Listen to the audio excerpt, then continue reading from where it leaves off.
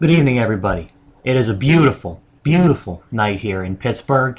It is quarter to 11 o'clock p.m. Eastern Time. Your marvelous, wonderful, amazing host, Mr. James Michael Krishnerick, is back here for another round of Real Steel Sports, the show where I talk sports and you guys listen. It's been a very interesting year in the NFL because there's no real front runner for just about anything. Unless you're talking about AFC champions, then Denver's really the front runner there. But other than that, I mean, really, it's been kind of an anybody's game to do just about anything. Because we've had some really surprising picks. I mean, the first 2 weeks of the season, I was picking games phenomenally well. And the last two, I barely cracked 500. But I'm changing that all with this week. First off, we have tomorrow night's game. The Buffalo Bills at Cleveland to play the Cleveland Browns. Cleveland's been a good team this year. D'Qwell Jackson, Joe Hayden, Barkevious Mingo, Phil Taylor, they've proven themselves to be a dominating defense.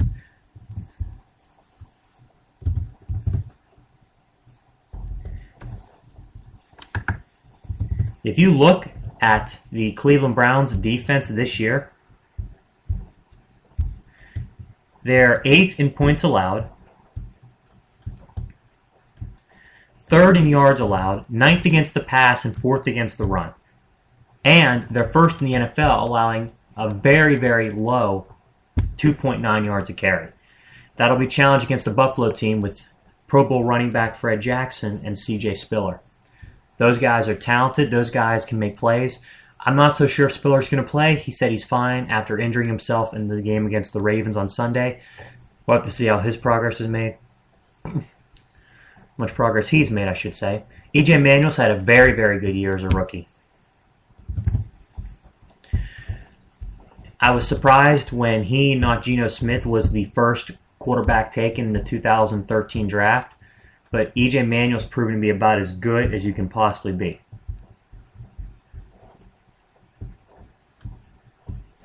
On the season, he's completed over 57% of his passes, for 858 yards, 5 touchdowns. His pass rating's 80.2. Now, that may not sound impressive, but he's very, very much caught on to the NFL, and he's starting to play at a starting pace. And pretty soon, by the end of the season, he's going to be a very, very competent NFL starter. But for this game, I don't expect Buffalo to go into Cleveland and beat the Browns. Cleveland this year is a good team, and they actually have a very, very legitimate claim to a playoff berth. That's for my friend Noah Nacarado. Noah Nacarado, if you're listening, this is for you. Cleveland is a very legitimate team in terms of making a playoff appearance because the rest of the division, since he's inconsistent, I have doubts in Baltimore because of the guys they lost, and Pittsburgh's being the Cleveland, what Cleveland normally is, losing, and badly. But I like Cleveland to win this game. I think they will take it at home, and I think they will improve to 3-2 in the season. The next game will be the New Orleans Saints against the Chicago Bears in the Windy City. Chicago, of course, losing last week in Detroit to end their unbeaten start, and New Orleans going home to play the Miami Dolphins in the Superdome, blew them out of the dome 38-17. Let me tell you, New Orleans, with Sean Payton back at the helm, looks like a contender again. I said prior to this year, with New Orleans getting Sean Payton back, that they'll be fine. But this will be their first real test. I mean, if you look at who they played the first weeks, Atlanta's not been that great this year. They beat them. Then they took out the Bucks. Then they took out the Dolphins. This will be a test because Chicago's proven to be a half-decent team. Matt Forte, Jay Cutler, Brandon Marshall, and the emergence of the other wide receiver, Alshon Jeffrey, who's quietly had a very good year. Had a few touchdowns, a couple big games. But I like New Orleans in this game for several reasons. Because, number one, I have a very hard time thinking that the Chicago Bears are going to be able to match up with Jimmy Graham. I know they've got Lance Briggs at linebacker. They've got a couple of big cornerbacks, potentially, that can make some plays. But they can't match with Jimmy Graham. He's been on fire to start this year. Wish I'd have picked him in my fantasy league when I had the chance. Jeez, my tight ends ain't been doing shit. But that besides the point. I like the Saints to go into Chicago and win. Now, granted, if this game was going to be played in December and not October, I would probably pick in Chicago because of the weather. But while the weather's still crisp and clear, New Orleans is as good a team as any in the NFC. I like the Saints to take that game. Next, we have another undefeated team, the Patriots, going to Cincinnati to take on the 2-2 Bengals. Cincinnati, very inconsistent team this year, 2-2, losing to Cleveland, but looking very good in a couple of their other games, including beating Green Bay. They had to come back and take advantage of a fumble by Green Bay, beating a relatively listless Steeler team. I think New England wins this game big, and I'll tell you why. Because going into Cincy, I think, is nowhere near as tough as going into Atlanta. Because in Atlanta, you've got a team that is fast, a team that is athletic, a team with a quarterback that has made Pro Bowls, that has put up numbers in his career in Matt Ryan. Going into Cincinnati, by comparison, is going to be a piece of cake. Because I know the Patriots receivers are young, but the Cincinnati Bengals secondary is not that great. If Tom Brady can get some time to throw in the pocket and get some protection against the line of Michael Johnson and Geno Atkins and the linebacking cores of Vontaze Burfict and James Harrison. Still weird saying James Harrison and calling him a Bengal. But that's beside the point. Then New England's going to win. On the other side of the ball, I think that Andy Dalton will be able to make some plays down the field with A.J. Green, Jermaine Gresham, and the rookie Tyler Eifert, and the Giovanni Bernard, the new running back who's played extremely well as a rookie. But I have to go with the Patriots in this game. It will be a close one, but I think New England pulls away because of Tom Brady. Next, we have 3-1 Detroit going to take on the 1-2 Packers up at Lambeau, Wisconsin. I'm very surprised with how Detroit's done this year. Now, I thought they'd be maybe a 6 or 7 win team at best because they were pretty bad at the end of last year, losing 8 straight. But Stafford's played well. Calvin Johnson's having another very good year. I mean, you're getting progress made on the defense and the offense. Like, the defensive line's been dominant, and the offensive line's been opening running lanes and blocking up for Stafford. And speaking of running lanes, how about Reggie Bush? I mean, Reggie Bush having a phenomenal year, both in the pass and the run game. And now we're going up against the Green Bay defense that has looked very, very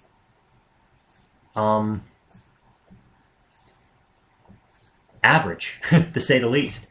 I mean, yes, you got name power, such as, Clay Matthews and B.J. Raji. But other than those two guys in that defense, you pretty much got a bunch of stiffs. You don't really have anybody that's that great. And two guys don't make a defense. We saw what happened when you have that in the playoffs last year when they got ran over by the Niners. But yeah, I think the Packers take this game because it's in Green Bay. I think this is a great chance for Detroit to potentially establish themselves as a team to beat in the NFC North. But for right now, I think Green Bay still has their number. I think Rodgers will still be able to find more mismatches than Matt Stafford will against the defense. But I like the Packers to win a close one. Next game, another unbeaten. Kansas City going to Tennessee to take the 3-1 Titans up. Or should I say on? Kansas City is, in my opinion, the most underrated team in the league. People think, they're 4-0 because of either an easy schedule, and they might not have that tough a schedule, but losing Andy Reid was the biggest mistake the Eagles ever made, because you can see what it's done. Yeah, they're doing about as well as they did last year, 1-3, which averages out to a 4-12 year, but seriously, you send Andy Reid to Kansas City where he's got weapons. Jamal Charles, Dwayne Bowe. Now he's got Alex Smith, who's been a good quarterback. He's got a good offensive line. He's got a talented defense that can get to the quarterback. That's the kind of team that Andy Reid's always tried to put together in Philly. And he's got it in Kansas City. I'll be honest right now, they're one of the best teams in the league. Denver is not in the clear for the AFC West title. I'll take Kansas City to beat the Jake Locker-less Titans. One of the bigger games this weekend will be the 4-0 Seahawks going to take on the 3-1 Colts. I like Seattle in this game because of the run game, but keep an eye on the defense for the Seahawks because Michael Bennett will not be playing one of their defensive linemen, and they've moved him around and used him a lot of different ways in different formations. So that's really going to be tough not having him there. But I like Indianapolis to, well, I should say, I like Seattle to win this and improve to 5-0. But I do think that Indianapolis is going to give them a stern test. The next game is the St. Louis Rams hosting the Jacksonville Jaguars. I need to talk to Mr. Goodell because I'm not really sure, but when did the NFL start allowing high school teams to participate? St. Louis Rams in a big blowout. Next, we have the defending champion Baltimore Ravens traveling to South Beach to take on the 3-1 Dolphins. Folks, let me tell you something. This Ravens team is, if I was a Raven fan, I'd be saying this team is a fraud. Because look at what this Ravens team is. I've said it before and I'll say it again. You lose your center Mac Burke, your receiver Anquan Bolden, your tight end Dennis Pitta, your running back Ray Rice for like a couple of weeks, Ray Lewis retirement, Ed Reed goes to a different team. You lose Paul Kruger, you lose Donnell Ellerbe, you lose Jarrett Johnson. You've pretty much purged pretty much almost all the good players that have helped build you into a consistent contender the last 5-6 years. All because Joe Flacco wanted his $20 million a year. Now, what sense does that make? This Ravens team is overrated.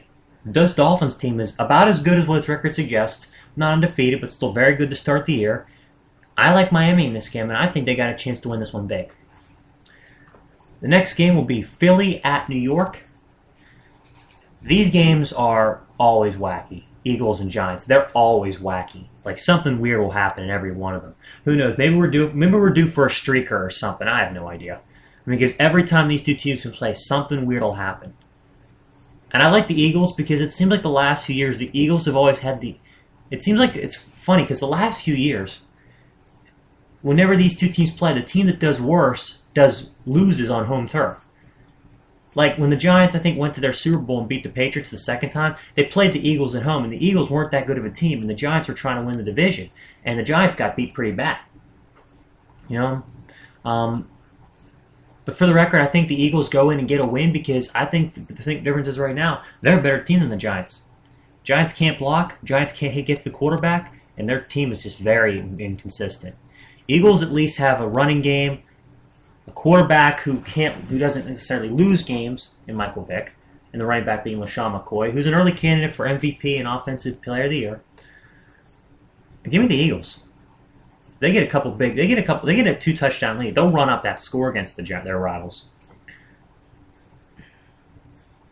One of the other late games, Carolina at Arizona to take the Cardinals on. Carolina taking on Arizona in a rematch of Cam Newton's first NFL start, won by Arizona. Cam Newton gets a revenge in this game. I'd say the Panthers win this one big because I know Arizona's got last year's Coach of the Year and a former Pro Bowl quarterback, and Carson Palmer and Bruce Arians as the head coach, but Carolina's a better team right now. Their defensive line with Star Lotulelei has proven to be a very, very good up-front defensive line, and their linebacking core anchored by Luke Kuechly, who is a very strong candidate for Defensive Player of the Year, as he was Defensive Rookie of the Year a couple seasons ago. I like Carolina to win this one. Next, we have Denver at Dallas. To my friend Rob Myers, this is for you. Denver wins this one big. Because it's going to take a team with at least a couple of confusing blitz packages to confuse Manning enough to slow him down to the point where you can actually score with him. The Cowboys have the offense potentially to put up some points. They ain't got the defense to slow him down. Especially not with,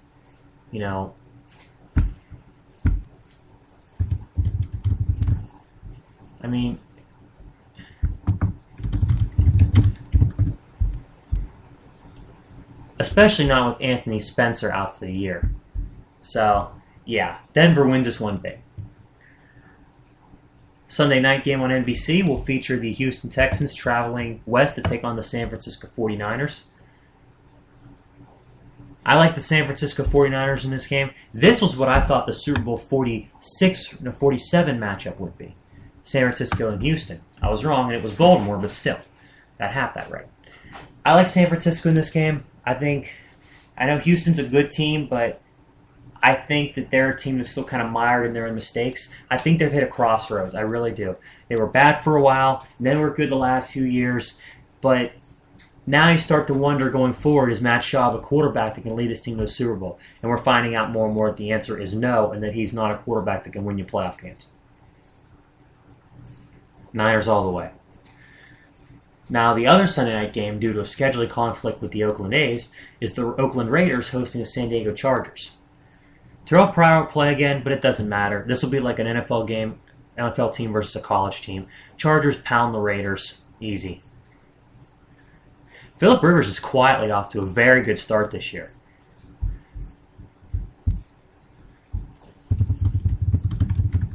I mean, his numbers in comparison to the last few years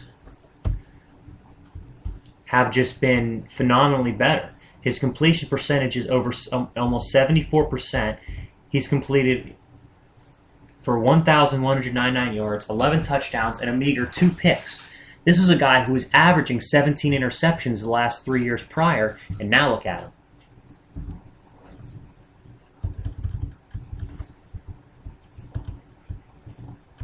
I mean, he's playing some damn good football. Chargers right now are 2-2, but I think they'll win another game and they'll improve to 3-2 after this one. And now Monday night, I can't understand why this is a Monday night game, but anyways, Jets at Falcons. This is going to be a closer game than people think. Atlanta's going to win, that's obvious. But the Jets aren't entirely listless this year, and they've got a better record than Atlanta at this point.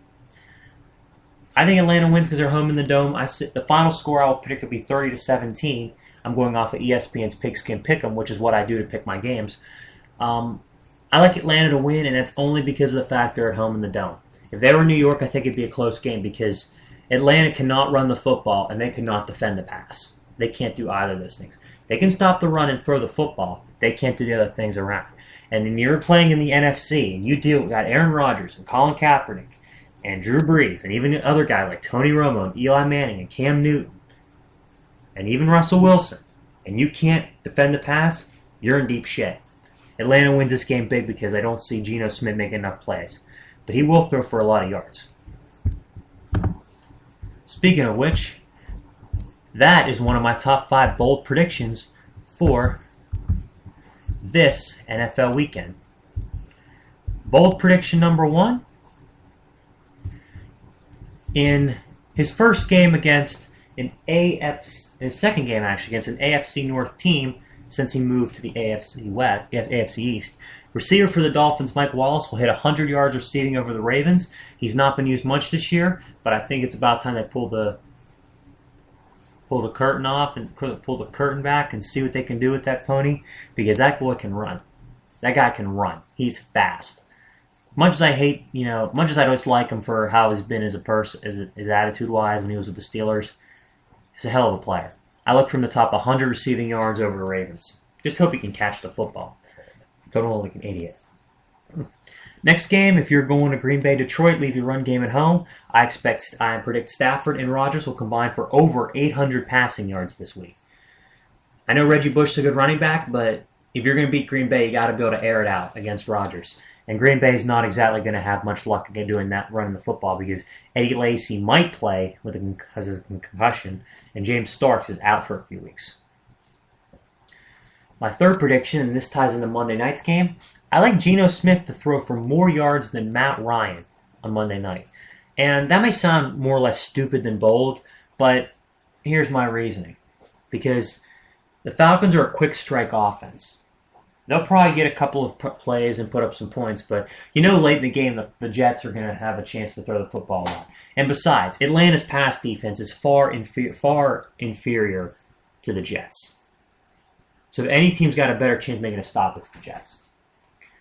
Prediction number 4, although they lose to the Seahawks, Trent Richardson's Colts will allow him to run for 100 yards. Foster put up 102 last week on 27 attempts. It'll probably take about 40 for Richardson, but I think he gets there because I look for them to try to slow down the receiving core of Reggie Wayne, of Kobe Fleener, and just to try to see what they can do with that running game. And number 5 bold prediction, if you listen to my picks, here's a big one. Cleveland. Yes, Cleveland will be in first place when this weekend's over. I don't know how to take this. Should I be happy for the city that they're finally doing something, or should I be sad because that means the rest of the division, including my Steelers, are so pathetic? But shit, man, I think they're probably going to be in first after this weekend's over. Because Patriots, I think, are a better team than Bengals. I think they'll beat them. And I honestly really can't see any scenario where the Ravens beat the Dolphins in South Beach, because I know it's not much of a home field advantage considering it's outdoors, nice weather, yada, yada, yada. But the Dolphins are a good team, and the Ravens are just decimated compared to what they used to be last year, and year before that, and year before that, and year before that, and year before that. But man, it's been a hell of a revival for that team. So that's my picks. I like Browns over Bills, Saints over Bears, Patriots over Bengals, Packers over Lions, Chiefs over Titans, Seahawks over Colts, Rams over Jaguars, Dolphins over Ravens, Eagles over Giants, Panthers over Cardinals, Broncos over Cowboys, Niners over Texans, Chargers over Raiders, and Falcons over Jets. That's what I think is going to happen. I hope you guys enjoy it, and I will tune in again whenever the weekend's over, or you can also follow me on the CCAC South Campus Radio, where I do all of my other shows besides these ones, from my school and this and that. So be sure to pay attention to that too. But I'll be back here again doing my predictions for Week 6 once this is all said and done. Time to see if my Steelers by then will get a win. See ya.